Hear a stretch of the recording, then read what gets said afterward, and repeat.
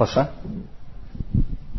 Vamos falar de mais 3 homens importantíssimos. Hoje nós vamos falar de um monte de líderes da igreja, porque realmente o quarto século é impressionante em termos... Eu não sei o que Deus queria, mas ele levantou um monte de líderes eclesiásticos e teólogos no quarto século. Isso é claro e evidente. Vamos falar de Ambrósio, Jerônimo e Crisóstomo. Eu só queria então mostrar isso para vocês. Eu estou insistindo muito nisso, mas eu queria que vocês visualizassem.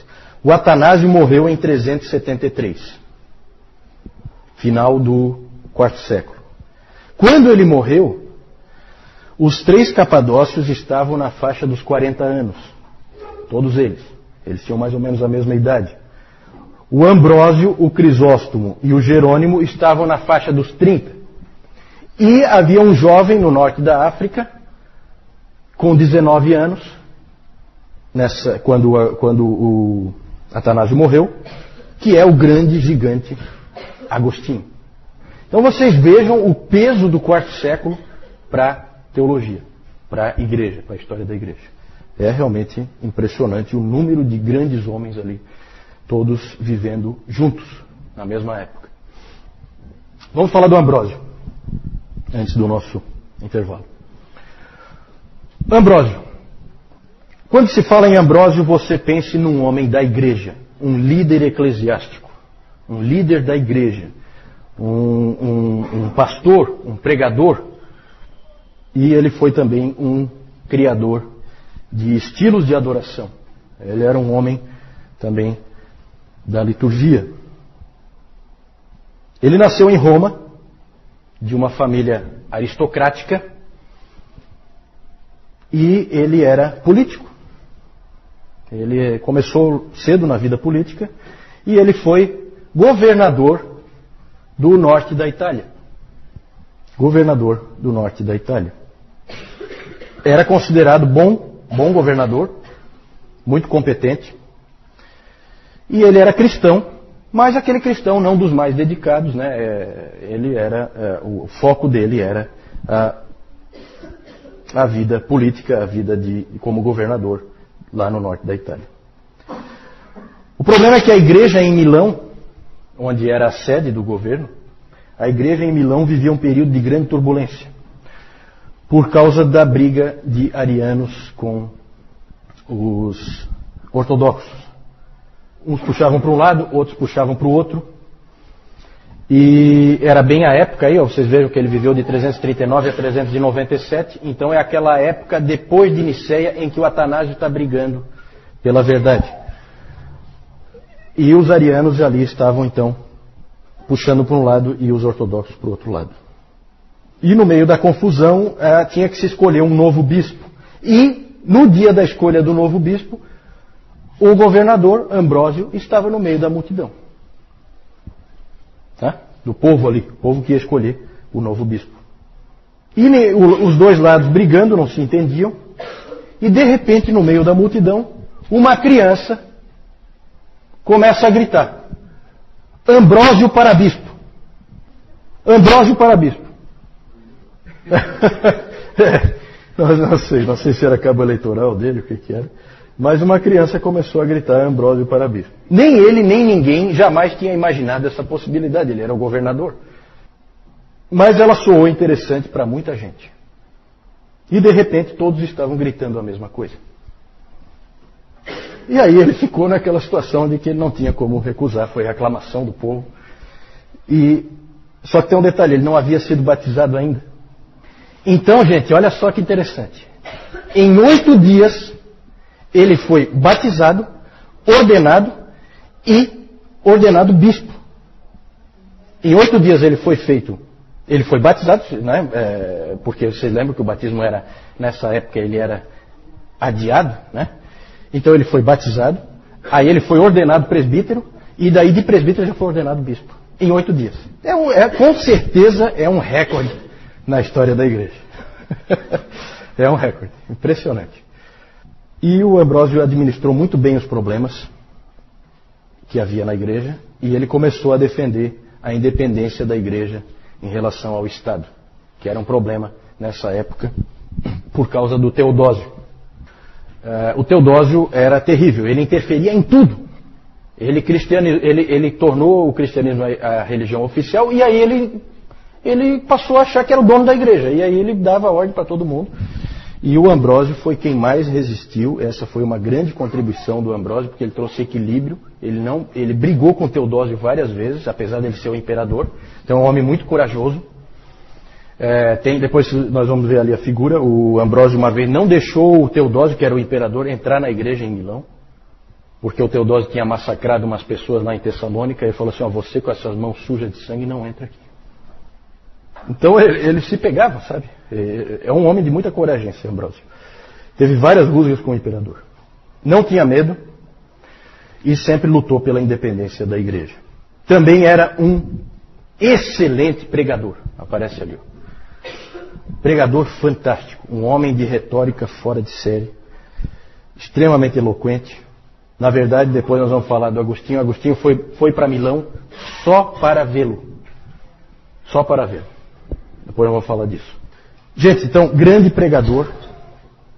E o mais interessante é que de todos os pais da igreja que nós vimos até agora, ninguém chegou tão perto até agora da doutrina da graça. Esse Ambrósio chegou muito perto de entender a doutrina da graça.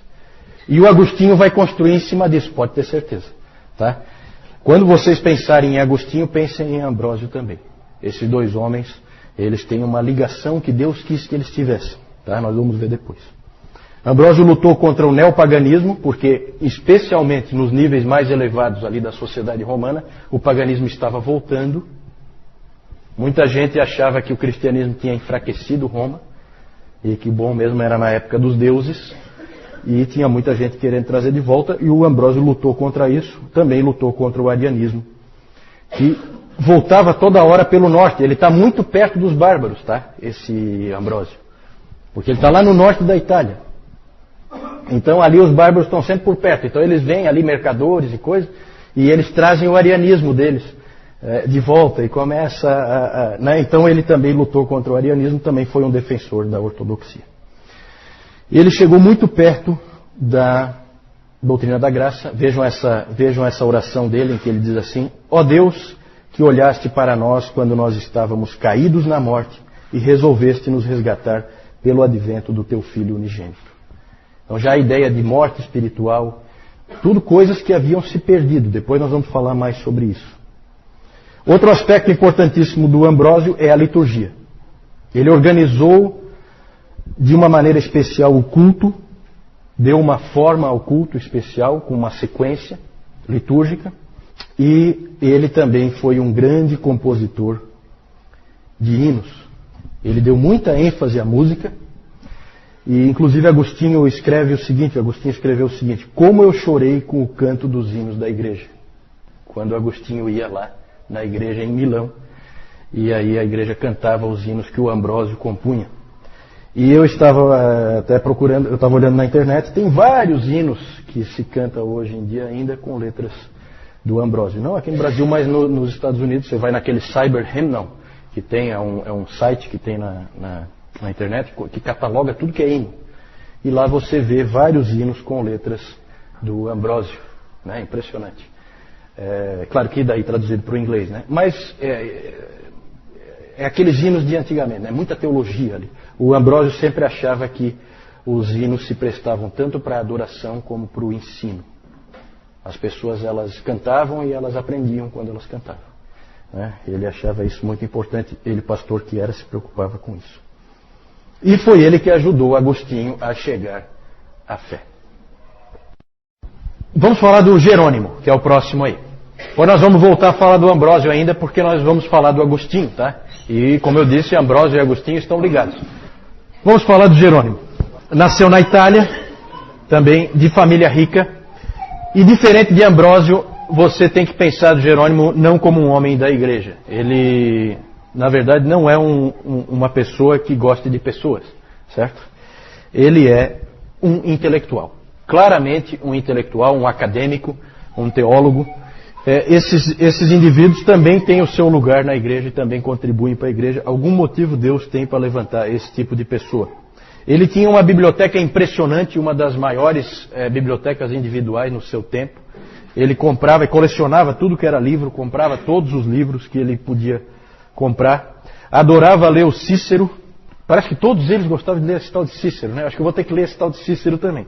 O Cícero quando se fala em Cícero, é filosofia, tá? Esse Cícero, ele escreve filosofia grega.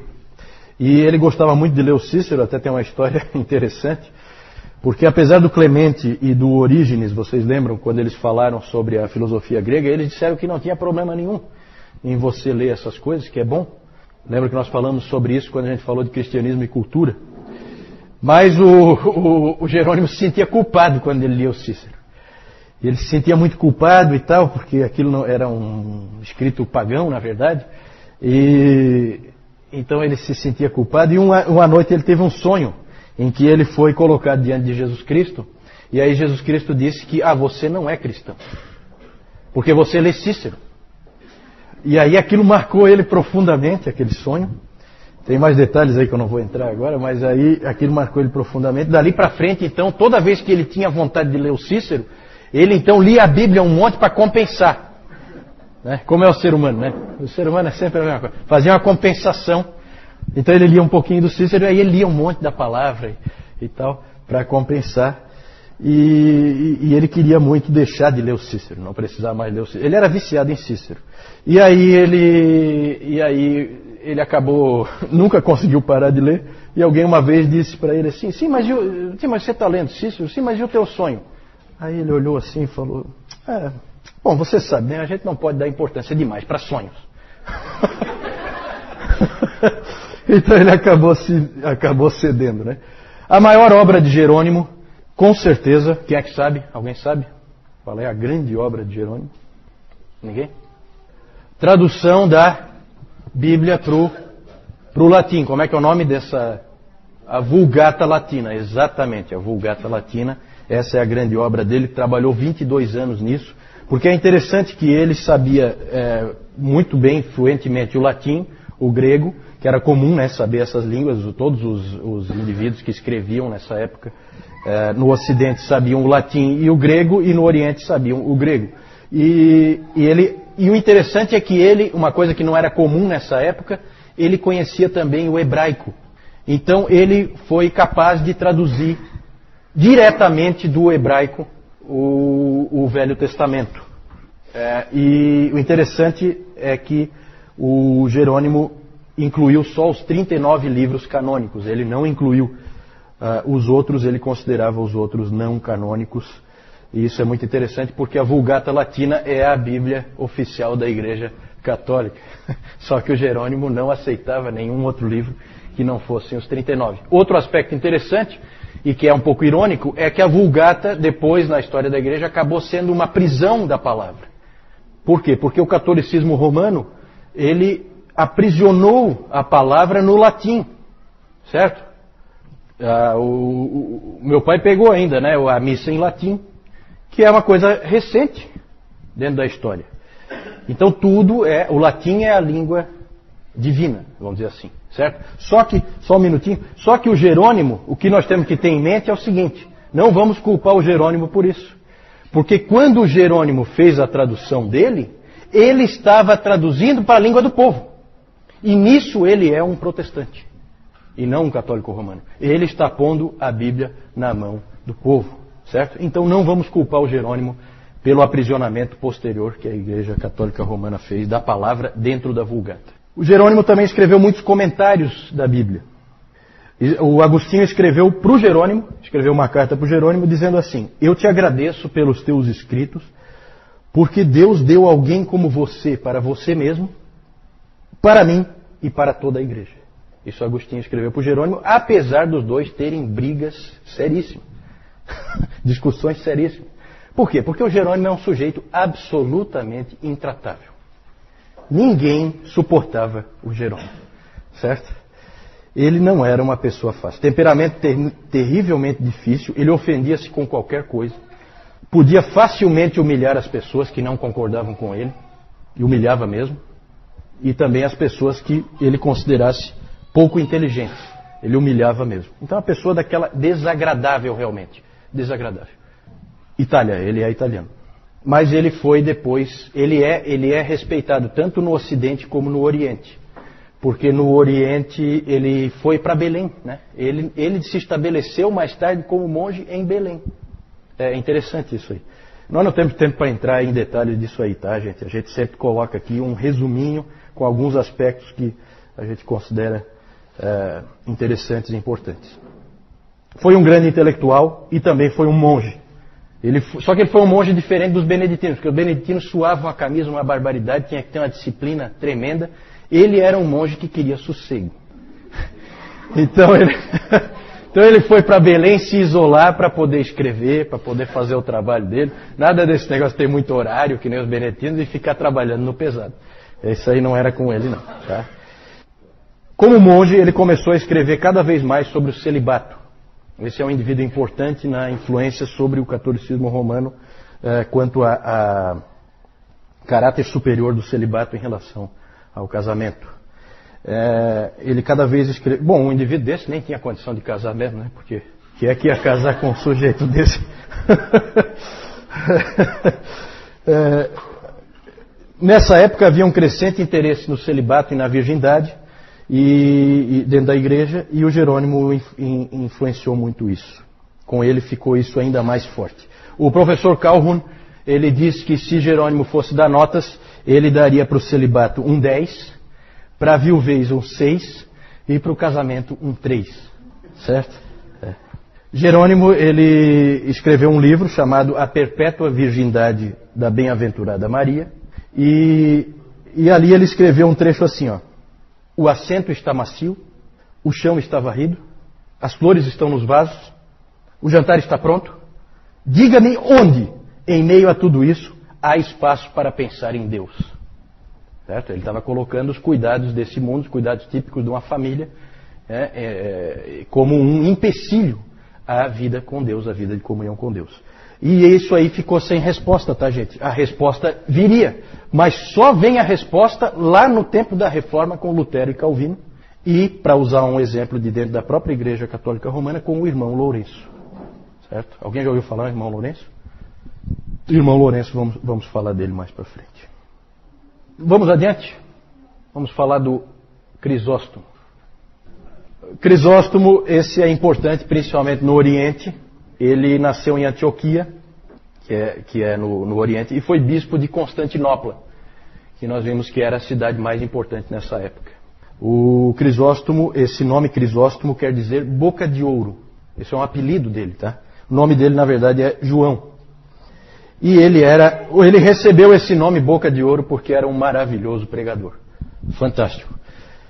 Nasceu em Antioquia e foi convertido pela influência de Basílio. Então é interessante como aqui um influencia o outro, é interessante tudo isso. A mãe dele era cristã e viúva, e ela fez um trabalho excelente criando esse menino, esse rapaz, nos caminhos da fé. Libânios era um sujeito que era o maior retórico. Retórico é um indivíduo que ele é pago para falar. Libânios era o maior retórico do seu tempo. E o Libânios queria, por toda a lei, pegar o jovem para si, para trabalhar com ele, por causa da grande capacidade de oratória que o Crisóstomo tinha. A mãe dele que impediu, a Antusa, né, a mãe dele impediu que ele levasse o seu dom para longe do Senhor. Segurou ele para que ele trabalhasse para a igreja. Foi o Libânios que disse a famosa frase: que mulheres esses cristãos têm? Que mulheres esses cristãos têm? E realmente, na história da igreja, a gente vê que aquele famoso ditado é verdadeiro, né? Por trás de todo grande homem há sempre uma grande mulher. A não ser casos como o do Jerônimo, que daí atrás dele não tem ninguém, porque ninguém consegue ficar. Ninguém consegue, acho que nem a mãe dele aguentava ele. Certo? João Crisóstomo tornou-se um pregador e dos grandes. Ele tinha uma linguagem vívida, ilustrações marcantes e aplicações extremamente perscrutadoras. Era um excelente pregador. De todos os homens que nós vimos até agora, ele é o mais agradável e fácil de ler. Os escritos dele são os mais fáceis para você ler hoje. Eu li um trechinho de uma pregação interessante, porque ele pregava sequencialmente nos livros da Bíblia, certo? Como as igrejas reformadas fazem, e como a gente faz aqui, o Newton faz aqui, ele fazia assim também. Peguei um trecho lá de 1 Coríntios, bem interessante a pregação dele. O Charles Spurgeon ele admirava profundamente o Crisóstomo pela sua pregação, mas tem um outro lado. O Spurgeon ele ficava decepcionado, por um outro lado, com o Crisóstomo. Ele admirava pela pregação, mas por outro lado, ele ficava decepcionado por encontrar tão pouco da graça nos ensinos de Crisóstomo, que era comum nessa época a doutrina da graça de Deus estar ofuscada e apagada. Há só indícios e nada mais. Mas ele é lembrado como um grande exegeta, o maior exegeta do seu tempo. Ou seja, um indivíduo que sabe explicar o sentido da palavra. Ele vai e explica a palavra com perfeição. Calvino achava que Crisóstomo era o supremo exegeta das Escrituras. Calvino admirava muito Agostinho, todo mundo sabe disso. E ele cita o Agostinho mais do que ninguém. Ele cita Agostinho mais do que todos os outros juntos. Né? Mas ele se decepcionava profundamente com a exegese do Agostinho, que era realmente um desastre. Por quê? Por que o Agostinho errava na exegese? Porque ele era adepto da escola de Alexandria de interpretação da Bíblia, o Agostinho. E eu vou mostrar para vocês daqui a pouco uns exemplos da escola de Alexandria, vocês vão entender por quê. A escola de Alexandria sempre interpreta a Bíblia de maneira alegórica. Existe o sentido literal, mas eles consideram o sentido literal inferior, não tão importante. O mais importante é o sentido escondido, místico, nas Escrituras, certo? E o Agostinho foi um pouco atrás disso aí. A outra escola era a escola de Antioquia, que sempre pregou o sentido literal das Escrituras. E o Crisóstomo é da escola de Antioquia, certo? Então a gente, com certeza, nós nos sentiríamos muito mais confortáveis em Antioquia do que em Alexandria. Né? Nós hoje interpretamos a Bíblia o mais literal possível, certo? O que deixa todos impressionados é o seguinte: como é que pode o melhor exegeta não ser o melhor teólogo? Isso é um enigma que o próprio Calvino se questionava. Como é que pode o maior exegeta, o indivíduo que mais entendeu o que está escrito ali na palavra, não ser o maior teólogo? O maior teólogo é Agostinho. Como é que pode isso? Eu não sei, eu acho que ali Deus deve ter mostrado que nenhum homem se basta a si mesmo. A igreja precisa sempre de todos. Eu acho que é isso, né? E ninguém é perfeito. Ele foi também, esse Crisóstomo foi um grande pastor. Ele ainda não era pastor, ele ainda não era presbítero, e ele já escreveu um livro sobre o ser presbítero, né? Mesmo ele não sendo. E é um belo livro. O Calhoun disse que é um livro útil ainda hoje.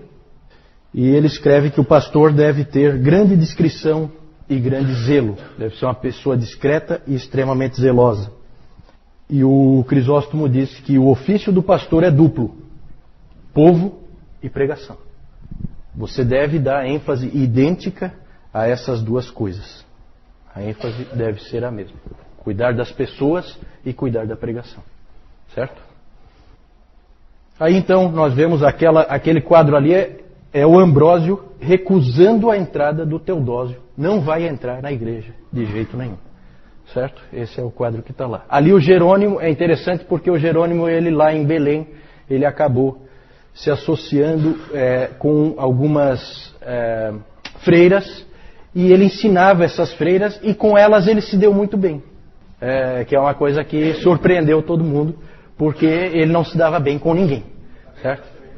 E aqui o Crisóstomo, ele era realmente, bem assim como está retratado aí, ele era baixinho. É engraçado quantos grandes pregadores eram realmente tampinhas, né? Dr. Lloyd Jones eu acho que era desse tamanho, assim, né? E é um pregador fantástico, segundo John Piper, o maior pregador do século XX. Gente, eu quero mostrar só para vocês a interpretação alegórica, tá? O grande destaque da interpretação alegórica é Orígenes, tá? Aquele que quando era bom era muito bom e quando era ruim era muito ruim, certo? E aqui eu quero mostrar para vocês uns exemplos. O Orígenes, ele dizia que a interpretação das Escrituras é em 3 níveis, que correspondem às 3 partes do ser humano. Tudo isso aí ele tirou da filosofia, tá? Da filosofia grega. platônica.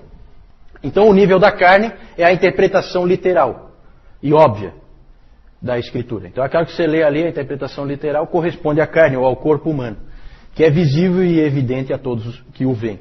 Esse tipo de interpretação é para os indoutos. O nível da alma. Aqueles que já fizeram algum progresso na vida cristã começam a discernir sentidos mais além do óbvio. Tá? Isso aqui eu tirei de um artigo do Augusto Nicodemos, tá? É um artigo bem legal sobre a interpretação das Escrituras. Tem lá no Monergismo. E o nível do espírito, que é o máximo, né? A interpretação alegórica, própria dos que são espirituais. E é um desastre, vocês vão ver. É um desastre, né? Vamos ver então alguns exemplos de interpretação alegórica. Olha só, Rebeca vem tirar água do poço e encontra os servos de Abraão. Gênesis 24. O que isso significa? Significa que diariamente devemos vir aos poços da Escritura para ali nos encontrarmos com Cristo. Era isso que o texto queria dizer, certo? Faraó mandando matar os meninos e preservando as meninas hebreias. Mata os meninos, mas não mata as meninas. Êxodo 1. Os meninos significam o espírito intelectual e sentidos racionais, enquanto que as meninas significam paixões carnais. Certo? É bem equilibrado, como vocês podem ver. E uma outra aqui dele, o sentido... Aí, ó, patrocínio do SEC. O sentido verdadeiro, alegórico da passagem sobre o divórcio, lá de Mateus 19, é a separação da alma do seu anjo da guarda. Por essa vocês não esperavam, hein? Vocês achavam que era sobre divórcio, né? E não era divórcio sim, mas do homem do seu anjo da guarda. Vejam que é desastroso esse tipo de interpretação e vocês vão encontrar material ruim do próprio Agostinho nessa linha, tá? Um que eu vi uma vez é da parábola do filho pródigo, que é um desastre, assim, a interpretação, tá? Mas é bem porque é aquela coisa, você aprendeu a interpretar assim, você acreditou que é assim que se interpreta. E aí então você vai por um caminho errado. Isso aqui é interessante chamar atenção porque, gente, ó, não basta ter a Bíblia. A Bíblia precisa ser interpretada. Dependendo de por onde você seguir, o caminho que você tomar, você vai errar tudo com a Bíblia na mão. Certo? Por isso que a gente precisa ser auxiliado pelos nossos irmãos, auxiliado pela igreja. Certo? Para a gente não errar tudo. A Adriana está colocando se essa ascensão não foi uma coisa meio arranjada, uma politicagem. Não, eu creio que não. Eu creio que foi espontâneo e foi aclamação, né, do povo. O povo queria ele como bispo. Né? Ele tinha sido um excelente governador e eles queriam ele como bispo. Não, ele na verdade deixou de ser governador em função de se tornar bispo. Né? Ele passou a ser só um bispo. Tá? Inclusive ele lutou pela independência da igreja do poder político. Né?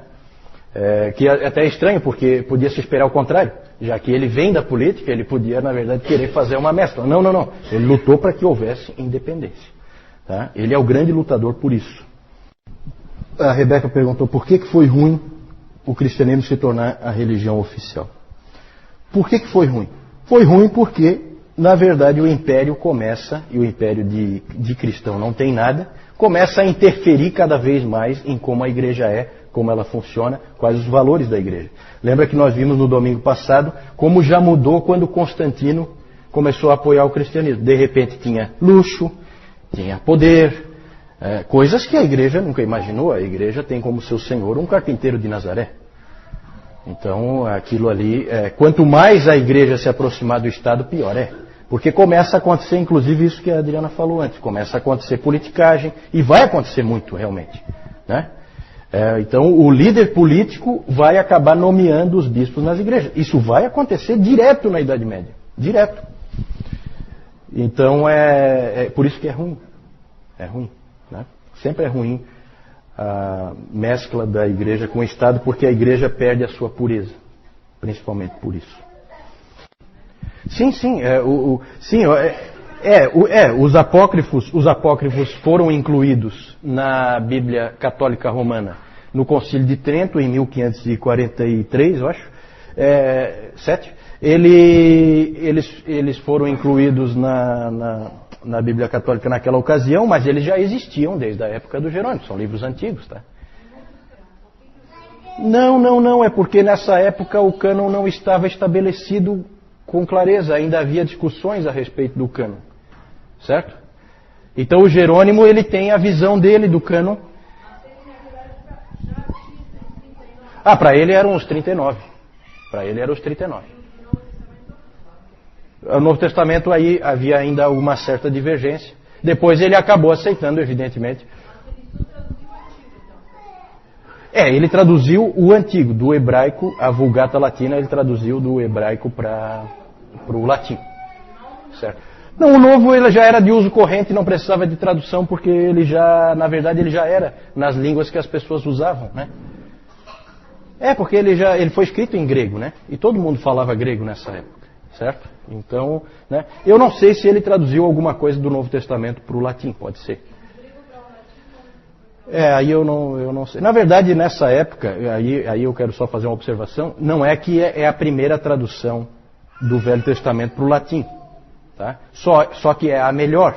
Já tinha outras traduções, só que com pouca qualidade e sempre traduções que vinham da Septuaginta. Então era traduzido do grego, não do original, era traduzido do grego para o latim. Essa foi uma tradução do hebraico para o latim, direto do original, certo? Porque o latim passou a ser a língua oficial do Ocidente. Certo? É interessante como Deus sempre usou essa coisa de ter uma língua que é universal, para permitir a comunicação entre pessoas que falam línguas diferentes. Isso vale até hoje. Né? Por isso que eu incentivo sempre, no outro CTB já incentivei, peguem os seus filhos, ensinem inglês para eles. Nós temos o Jaime ali, o Jaime e a Edna ali, que são professores de inglês. Invista nisso aí, tá? Invista nisso aí, porque nunca se sabe se algum desses meninos aí não vai ser um futuro Agostinho, uma coisa assim. Esses indivíduos têm que saber escrever numa língua universal, porque sempre foi assim, tá? Um Lutero, não adianta ele escrever em alemão só, ele vai ter que escrever em latim também, senão não entra nos outros países o que ele escreveu, certo? E assim com tudo, o Calvino mesma coisa. Certo? Porque a língua vigente, na época deles, era o latim. Era a língua universal para você fazer transitar pelos países. Hoje é claramente o inglês. Certo?